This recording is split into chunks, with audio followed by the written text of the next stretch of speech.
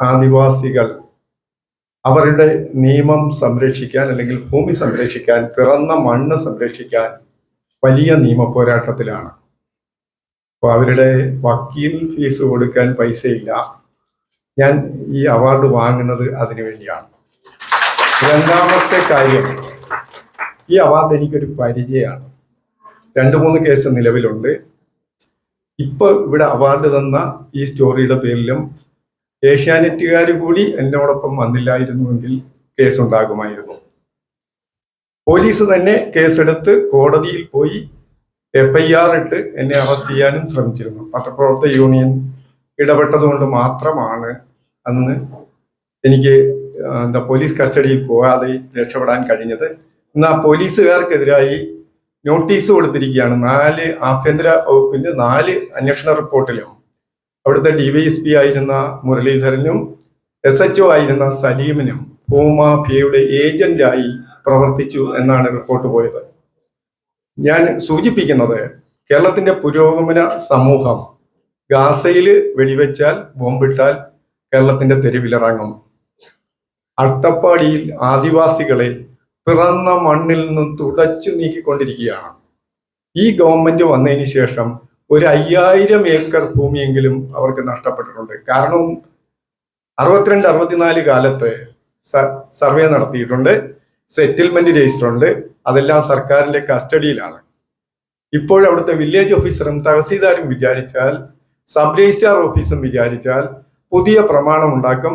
2 പേര് ഒരേ സർവേ നമ്പറിന് പ്രമാണം ഉണ്ടാക്കുന്നു, 2 പേര് കൂടി കോടതിയിൽ പോകുന്നു. അതിൽ ഒരാൾ കോടതിയിൽ നിന്ന് പിൻവാങ്ങുന്നു, മറ്റേയാളിന് അനുകൂലമായി ഉത്തരവ് വരുന്നു. അതോടെ നികുതി അടച്ച് കൈവശരേഖ കിട്ടുന്നു, പോലീസ് സാന്നിധ്യത്തിൽ ചെല്ലുന്നു, കമ്പി വേലിയിടുന്നു, വൈദ്യുതി വേലിയിടുന്നു, അതോടെ ഭൂമി പിടിച്ചെടുക്കുന്നു. അങ്ങനെ ഭൂമി പിടിച്ചെടുക്കൽ പ്രസ്ഥാനം അട്ടപ്പാടിയിൽ നടന്നുകൊണ്ടിരിക്കുന്നു. ഞാൻ ഈ സ്റ്റോറിയിൽ പറഞ്ഞത് 575 ഏക്കർ ഭൂമി ഒരു കുടുംബം ഒരാഴ്ച കൊണ്ട് വിറ്റു. കേരളത്തിൽ നടക്കുമോ? 15 ഏക്കറിൽ കൂടുതൽ നിയമം അനുസരിച്ച്, കേരള ഭൂപരിഷ്കരണ നിയമം അനുസരിച്ച് സാധ്യമല്ല. ഇവർ 2011 കാലത്ത് ചീഫ് സെക്രട്ടറിക്ക് ഒരു കത്ത് കൊടുത്തു. 1,80,000 ഏക്കർ ഭൂമിയുടെ ഉടമസ്ഥത ബ്രിട്ടീഷ് കാലഘട്ടത്ത് സാമൂതിരി നൽകിയിരുന്നു എന്നാണ് മൂപ്പിൽ നായർ കുടുംബം, മണ്ണാർക്കാട് മൂപ്പിൽ നായർ കുടുംബം അവകാശപ്പെട്ടത്. ചീഫ് സെക്രട്ടറി ലോ സെക്രട്ടറിക്ക് കൈമാറി 1 സെന്റ് ഭൂമി പോലും ഇവർക്കില്ല എന്ന് റിപ്പോർട്ട് നൽകി. അത് എടുത്തു കളഞ്ഞു, ആ പരാതിയെ എടുത്തു കളഞ്ഞു. 2013 ഹൈക്കോടതിയിൽ 2 ഹർജി നൽകി. ഒന്ന് ബഹുമാനപ്പെട്ട ജസ്റ്റിസ് ദേവൻ രാമേന്ദ്രന്റെ ബെഞ്ചിലെത്തി, മറ്റൊന്ന് ജസ്റ്റിസ് കുഞ്ഞികൃഷ്ണന്റെ ബെഞ്ചിലും എത്തി. ആദ്യത്തെ ഹർജിയിൽ പറഞ്ഞത് കളക്ടറും തഹസീൽദാരും ചേർന്ന് അവർക്ക് ഭൂമി നൽകുന്നില്ല, അവരാണ് പ്രതിക്കൂട്ടൽ. രണ്ടാമത്തെ ഹർജിയിൽ ചീഫ് സെക്രട്ടറി ആയിരുന്നു. ദേവൻ രാമേന്ദ്രന്റെ ഹർജിയിൽ ഉത്തരവ് വന്നത് അധികാരമുള്ള റവന്യൂ ഉദ്യോഗസ്ഥർ ഇവരെ കേൾക്കണം എന്നാണ്. തഹസീൽദാർ ഹിയറിംഗ് നടത്തി, ഇവർക്ക് 1 സെന്റ് ഭൂമി പോലും ഇല്ല എന്ന് പറഞ്ഞു. കാരണം പരശുരാമൻ മഴ പറഞ്ഞ് കേരളം ഉണ്ടായി എന്നതുപോലെ ഒരു കഥയാണ് ഇവർ പറയുന്നത്. സാമൂതിരി കൊടുത്തു എന്നാണ്, വേറെ രേഖയൊന്നുമില്ല. ഇവര് പല കോടതി വ്യവഹാരങ്ങളും ഉണ്ട്, പക്ഷെ ഒന്നുമില്ല. അതവിടെ അവസാനിച്ചു. രണ്ടാമത്തത് ചെന്നത് ചീഫ് സെക്രട്ടറിക്കാണ്. Chief secretary revenue principal secretary Tinku ബിസ്വാളിന് കൈമാറി. അവർ ഓൺലൈനിലൂടെ ഹിയറിംഗ് നടത്തി, മുഴുവൻ രേഖകളും ഹാജരാക്കാൻ പറഞ്ഞു. രേഖകളൊന്നുമില്ല, അതും തള്ളി ഉത്തരവ് വന്നു. അപ്പോൾ ഈ കുടുംബം ചെയ്തത് എത്ര കൊടുത്തു എന്നറിയില്ല. കോട്ടത്തറ വില്ലേജ് ഓഫീസറെ കണ്ടു, 575 ഏക്കറിന്റെ കൈവശ അവകാശ സർട്ടിഫിക്കറ്റ് വാങ്ങി സബ് രജിസ്ട്രാർ ഓഫീസിൽ പോയി ഈ ഭൂമി മുഴുവൻ വിറ്റു. എന്റെ സ്റ്റോറി അതാ. ഈ സ്റ്റോറി എനിക്ക് കിട്ടുന്നത് 2 ആധാര എഴുത്തുകാർ തമ്മിൽ തർക്കമുണ്ടായത് കൊണ്ട് മാത്രമാണ്. അല്ലെങ്കിൽ നമ്മൾ ഭൂലോകത്ത് ആരും അറിയില്ല ഇത് വിറ്റ കാര്യം. കാരണം ഇത് അടുത്ത ദിവസം മറച്ചു വിൽക്കും, അതിനടുത്ത ദിവസം വീണ്ടും മറച്ചു നിൽക്കും, പിന്നെ ഒന്നും ചെയ്യാൻ പറ്റില്ല. ഈ സ്റ്റോറി പുറത്തു വന്നു. KK രമ നിയമസഭയിൽ സബ്മിഷൻ അവതരിപ്പിച്ചു. തുടർ നടപടി ഉണ്ടാകുമെന്ന് റവന്യൂ മന്ത്രി പറഞ്ഞു. ഒരു നടപടി ഉണ്ടായില്ല. അവസാനം പൊതുപ്രവർത്തകനായ CS മുരളി ഹൈക്കോടതിയെ സമീപിച്ചു. അപ്പോൾ ഗവൺമെന്റ് വക്കീൽ പറഞ്ഞ് അത് താലൂക്ക് ലാൻഡ് ബോർഡോ സംസ്ഥാന ലാൻഡ് ബോർഡോ നോക്കിക്കൊള്ളും, കോടതിയല്ല എന്ന് പറഞ്ഞു. അപ്പം ലാൻഡ് ബോർഡിൽ ചെന്നപ്പോൾ ലാൻഡ് ബോർഡ് നടപടി വളരെ സാവധാനം പോയി. അപ്പൊ കളക്ടർക്ക് റവന്യൂ സെക്രട്ടറിയുടെ കത്ത് ചെന്നു. കളക്ടർ കൊല്ലംകാരിയാണ്. കളക്ടർ ഇടപെട്ടത് കൊണ്ട് മാത്രമാണ് താൽക്കാലികമായിട്ട്, കളക്ടറുടെ ഉത്തരവ് കൊണ്ട് മാത്രമാണ് ഈ കൈമാറ്റങ്ങൾ മുഴുവൻ താൽക്കാലികമായി നിർത്തിവെക്കാൻ തീരുമാനിച്ചത്. ഇനി ആ ഭൂമി കൈമാറ്റം ചെയ്യാൻ പറ്റില്ല. ഇപ്പൊ ഭൂമാഫിയ അതിന് സമരം നടത്തിയാണ്. ആ ഉത്തരവ് പിൻവലിക്കണം എന്ന് ആവശ്യപ്പെട്ട്. എന്റെ സ്റ്റോറി ഇതായിരുന്നു. ഇപ്പോഴും രജിസ്ട്രേഷൻ ഡിപ്പാർട്ട്മെന്റ് പറയുന്നത് ദേവൻ രാമേന്ദ്രന്റെ ഉത്തരവുണ്ട് വിൽപ്പനയ്ക്കെന്നാണ്. നിയമസഭയിൽ മറുപടി പറഞ്ഞിരിക്കുക ദേവൻ രാമചന്ദ്രൻ ഇവർക്ക് ഉടമസ്ഥതയുണ്ട് എന്ന്. ആ ഉത്തരവിൽ എങ്ങുമില്ല. പക്ഷെ ഒരു ഡെപ്യൂട്ടി IG അങ്ങനെ റിപ്പോർട്ട് നൽകിയിരിക്കുകയാണ്. റവന്യൂ വകുപ്പാണെങ്കിൽ ഈ കാര്യത്തിൽ ഇടപെടത്തേയില്ല. കഴിഞ്ഞ 5 വർഷം റവന്യൂ വകുപ്പ് ഇടപെട്ടിട്ടേയില്ല അട്ടപ്പാടിയിലെ കാര്യത്തിൽ. ഞാൻ ദീർഘിപ്പിക്കുന്നില്ല. ആദിവാസികൾ ആദ്യം റവന്യൂ മന്ത്രിയുടെ തൃശ്ശൂരിലെ വീട്ടിൽ പോയി എല്ലാം ശരിയാക്കാമെന്ന് പറഞ്ഞു. ഒന്നും ശരിയായില്ല. അവർ ലാൻഡ് റവന്യൂ കമ്മീഷണർ കൗശികനെ കണ്ടു. 4 മണിക്കൂർ അദ്ദേഹം അവരുടെ പരാതി കേട്ടു. ഏതാണ്ട് രാത്രി 8 മണി മുതൽ 12 മണി വരെ അദ്ദേഹം ഇരുന്നു. അദ്ദേഹം പാലക്കാട് പോയി റവന്യൂ ഉദ്യോഗസ്ഥരെ വിളിച്ച് ആദിവാസികൾക്ക് ഭൂമി അളന്ന് അവർക്ക് രേഖ കൊടുക്കണം എന്ന് ഒരു മാർഗരേഖ ഉണ്ടാക്കി കൊടുത്തിട്ടാണ് അദ്ദേഹം പോരുന്നത്. അത് കഴിഞ്ഞപ്പോൾ കളക്ടർ മാറി. ആ മാർഗരേഖ എവിടെ പോയി എന്നറിയില്ല. അവര് റവന്യൂ സെക്രട്ടറിയെ പിന്നീട് കണ്ടു. അതുകൊണ്ടും പ്രയോജനം ഉണ്ടായില്ല. ടിങ്കു വിസ്വാൾ ആയിരുന്നു. അവർക്ക് ഭാഷ അറിയില്ല. അപ്പൊ അവര് ഇംഗ്ലീഷിൽ എഴുതി നൽകണമെന്ന് പറഞ്ഞു. പക്ഷെ തുടർ നടപടിയൊന്നും ഉണ്ടായില്ല. അവസാനം മുഖ്യമന്ത്രിയെ കണ്ടു. മുഖ്യമന്ത്രി നൽകിയ പരാതി ഡയറക്ടർക്ക്, പട്ടികവർഗ ഡയറക്ടർക്ക് കൈമാറി. അസിസ്റ്റന്റ് ഡയറക്ടർ അട്ടപ്പാടിയിലെത്തി വൻതോതിൽ ഭൂമി നഷ്ടപ്പെട്ടു എന്ന് റിപ്പോർട്ട് കൊടുത്തു. അടിയന്തരമായി സമഗ്രമായ അന്വേഷണം നടത്തണമെന്ന് റിപ്പോർട്ടിൽ ശുപാർശ ചെയ്തു. തുടർ നടപടി ഉണ്ടായില്ല. സ്പീക്കറെ കാണുന്നു, നിയമസഭയിൽ ചെല്ലുന്നു. സ്പീക്കറോടൊപ്പം നമ്മുടെ പ്രധാന MLA-മാരെല്ലാം ഉണ്ടായിരുന്നു. ഒരു നടപടിയും ഉണ്ടായില്ല. അവസാനമാണ് രാജമാണിക്യം റവന്യൂ സെക്രട്ടറി ആയി വരുന്നത്. അദ്ദേഹം വന്നു കഴിഞ്ഞു 1 മാസം ആയപ്പോഴേക്കും അദ്ദേഹത്തോട് ചോദിച്ചപ്പോൾ പരാതി കൊടുക്കാൻ ചെല്ലാൻ പറഞ്ഞു. അദ്ദേഹം 1.5 മണിക്കൂർ ഇന്ന് പരാതി കേട്ടു. അദ്ദേഹം ചോദിച്ചത് നിങ്ങൾക്ക് വേണ്ടി ഞാൻ എന്ത് ചെയ്യണം എന്നാണ്. അവിടെ വന്ന് ഈ കയ്യേറ്റം കാണണം എന്ന് അവരാവശ്യപ്പെട്ടു. അദ്ദേഹം ഏതാണ്ട് ഒരാഴ്ച കഴിഞ്ഞപ്പോൾ അട്ടപ്പാടിയിലെത്തി. 3 ഊരിലേ പോയുള്ളൂ.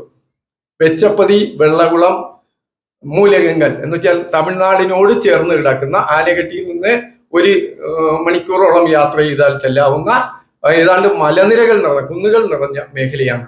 അദ്ദേഹം പറയുന്നത് തലകറക്കം ഉണ്ടായി എന്നാണ് അവിടെ ചെന്നപ്പോൾ ആദിവാസികളുടെ അവസ്ഥ കണ്ടിട്ട്. കാരണം അവർ ഒരുപാട് കഥകൾ പറഞ്ഞു. ആ 3 ഊരിന്റെ പ്രദേശത്തിലും ആധാർ കാർഡുള്ള, തെരഞ്ഞെടുപ്പ് കാർഡുള്ള, റേഷൻ കാർഡുള്ള ആദിവാസികൾ മാത്രമേ ഉള്ളൂ. അല്ലാതെ ഞാൻ പറഞ്ഞത് മറ്റൊരു മനുഷ്യർക്കും അവിടെ ആധാർ കാർഡില്ല, റേഷൻ കാർഡില്ല, ആരും ജീവിക്കുന്നില്ല. പക്ഷേ ഭൂമിയെല്ലാം മറ്റുള്ള ആളുകളുടെ കയ്യിൽ ആധാരം ചെയ്ത് കഴിഞ്ഞു. ഈ അടുത്ത കാലത്ത് ഒരു ദിവസം രാത്രി 12 മണിക്ക് ഒരു ലോറി നിറയെയാണ് ഈ വേലി കെട്ടാനുള്ള സാധനങ്ങളുമായി എത്തിയത്. അപ്പോൾ തന്നെ അവർ കളക്ടറെ വിളിച്ചു. കളക്ടർ ഇടപെട്ടു. അതുകൊണ്ട് സാധനങ്ങൾ തിരിച്ചെടുക്കേണ്ടി വന്നു. പിറ്റേന്ന് തഹസീൽദാർ ചെന്നിട്ട് പറയുന്നത് അത് അവര് വിലയാധാരം വാങ്ങിയ 14 ഏക്കർ വീതമുള്ള വിവിധ ഫ്ലോട്ടുകളാണ്, അവിടെ കമ്പിവേലി ഇട്ടേ പറ്റുമെന്നാണ്. അവിടെ ഒന്നും ആരുമില്ല.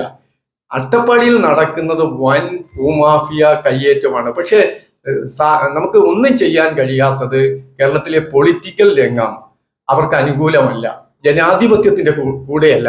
ഉദാഹരണത്തിന് രാജമാണിക്യത്തിന്റെ റിപ്പോർട്ടിന് ശേഷം മുഖ്യമന്ത്രിയുടെ അധ്യക്ഷതയിൽ യോഗം ചേർന്നു. ഉത്തരവിറക്കാൻ തീരുമാനിച്ചു. എന്തിനാ? ഒരു സമഗ്രമായ അന്വേഷണം നടത്താൻ. ഒക്ടോബർ 14-ാം തീയതി നമ്മുടെ ബഹുമാനപ്പെട്ട റവന്യൂ മന്ത്രിയുടെ PS ഒരു കുറിപ്പ് കൊടുത്തു. ആ കുറിപ്പോടുകൂടി ഫയൽ അവിടെ അവസാനിച്ചു.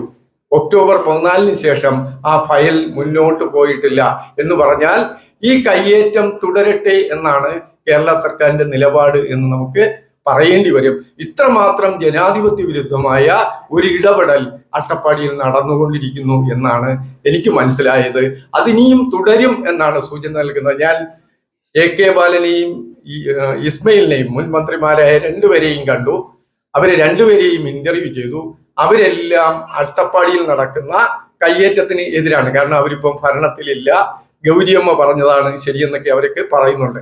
പക്ഷേ അവരുടെ നേതാവായ, എന്ന് വെച്ചാൽ CPIയുടെ വകുപ്പ് മന്ത്രിയുടെ നേതാവായ ബിനോയ് വിശ്വം ഒരു ഇന്റർവ്യൂവിന് പോലും തയ്യാറല്ല. അദ്ദേഹം പറഞ്ഞത് സംസ്ഥാന സെക്രട്ടറിയുടെ കസേരയിൽ ഇരുന്ന് അട്ടപ്പാടിയെ കുറിച്ച് എനിക്ക് സത്യം പറയാൻ കഴിയില്ല.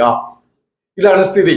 ഒരു പാർട്ടി, ആ പാർട്ടിയുടെ നേതാക്കൾ മുഴുവൻ ഭൂമാഫിയ സംഘമായി തീർന്നിരിക്കുന്നു എന്നതാണ് അട്ടപ്പാടിയുടെ പ്രത്യേകത. അവിടുത്തെ MLA പോലും നിയമസഭയിൽ ഇന്ന് വരെ ഒരു ചോദ്യം ഇത് സംബന്ധിച്ച് ചോദിച്ചിട്ടില്ല. 2 സബ്മിഷൻ അവതരിപ്പിച്ചു, ഒരു ക്രമപ്രശ്നം അവതരിപ്പിച്ചു. നിരവധി ചോദ്യങ്ങൾ ചോദിച്ചതും അട്ടപ്പാടി സന്ദർശിച്ചതും KK രമ എന്ന MLA മാത്രമാണ്. ഞാൻ നിങ്ങളോട് പറയുന്നു, കേരളത്തിന്റെ പുരോഗമന ജനാധിപത്യ സമൂഹം ഈ ആദിവാസിയുടെ വംശഹത്യ ചെയ്യുന്നതിന് എതിരായി വലിയ പ്രതിരോധം ഉയർത്താതെ ഇനി ആദിവാസിക്ക് മുന്നോട്ട് പോകാൻ കഴിയില്ല. ഒരു പ്രസ്ഥാനവും ആദിവാസിക്കൊപ്പമില്ല. അവരുടെ ഭൂമി പിടിച്ചെടുത്തുകൊണ്ടിരിക്കുകയാണ്. അത് നമ്മുടെ നഗരങ്ങളിൽ താമസിക്കുന്ന ആളുകളാണ്. അവരൊരിക്കലും അട്ടപ്പാടി കാണണ്ട, വീട്ടിലിരുന്നാൽ മതി. 100 ഏക്കറിന്റെ പ്രമാണം വീട്ടിലെത്തിക്കും. നിങ്ങൾ 10 പേർക്ക് 100 ഏക്കറിന്റെ പ്രമാണം എത്തിക്കും. കുറച്ചു കാലം കഴിയുമ്പോൾ നിങ്ങൾക്ക് അത് 3ഓ 4ഓ ഇരട്ടിക്ക് മറിച്ച് വിൽക്കാം എന്നതാണ്. എന്നെ ഒരുപാട് പേര് ഇന്നും രാവിലെ വിളിക്കും. കാരണം സ്റ്റോറി വരുമ്പോൾ 2 കൂട്ടരും വിളിക്കും, മാഫിയയും വിളിക്കും, അല്ലാത്തവരും വിളിക്കും. എനിക്കിനി അട്ടപ്പാടി പോകാൻ കഴിയില്ല. കാരണം നേരത്തെ ഞാൻ അട്ടപ്പാടി പോകുമായിരുന്നു, ഏറെക്കുറെ എല്ലാ ഊരുകളിലും പോകുമായിരുന്നു. എൻ്റെ സ്ഥാപനം അട്ടപ്പാടിയിൽ ഇനി പോകരുത് എന്ന് പറഞ്ഞു. കാരണം സ്ഥാപനത്തിൽ അത്രയും വലിയ സമ്മർദ്ദമുണ്ട്. പിന്നെ കേസ് വരുമ്പോഴെന്ന് വെച്ചാൽ ആദ്യ പബ്ലിഷർ, 1-ാം പ്രതി, 2-ാം പ്രതി എഡിറ്റർ, 3-ാം പ്രതിയെ ഞാനാവും. അപ്പോൾ അവരെല്ലാം കോടതിയിൽ പോകേണ്ടി വരും. അതുകൊണ്ട് ഏറെക്കുറെ ഞങ്ങളുടെ പത്രവും മറ്റുള്ളവർ വാർത്ത കൊടുക്കുന്നെങ്കിൽ ഇനി വാർത്ത കൊടുക്കൂ. അട്ടപ്പാടിയെ കുറിച്ചുള്ള വാർത്ത എങ്ങനെ ബ്ലോക്ക് ചെയ്യാം എന്ന് മാഫിയയ്ക്ക് നല്ലവണ്ണം അറിയാം. പിന്നെ ദൃശ്യ മാധ്യമങ്ങളുടെ ഒരു പ്രശ്നം, പാലക്കാട് നിന്ന് അട്ടപ്പാടി പോകണമെങ്കിൽ 3-4 മണിക്കൂറൊക്കെ ഊരുകളിൽ പോകേണ്ടി വരും. അപ്പം ഒരു യൂണിറ്റ് മാത്രമേ ഉണ്ടാവൂ, ആരും മെനക്കെട്ട് പോകില്ല. അവിടെയുള്ള ആളുകളെ ഏൽപ്പിക്കും. അവരെല്ലാം മാഫിയയുടെ പിടിയിലാണ്. വാർത്ത പുറത്തു വരില്ല. കേരളത്തിലല്ല ഇപ്പോ അട്ടപ്പാടി എന്ന് പറയേണ്ടി വരും. കേരളത്തിന്റെ ഭരണകൂടത്തിന്റെ നിയന്ത്രണത്തിലല്ല, ഒരു മാഫിയ സംഘത്തിന്റെ നിയന്ത്രണത്തിലാണ് അട്ടപ്പാടി എന്ന് പറയേണ്ടി വരും. അവിടെ സമാന്തരമായ ഒരു ഭരണകൂടം നിലനിൽക്കുന്നു എന്ന് പറയേണ്ടി വരും. ഇത്രയും പറഞ്ഞുകൊണ്ട് ഞാൻ അവസാനിപ്പിക്കുന്നു.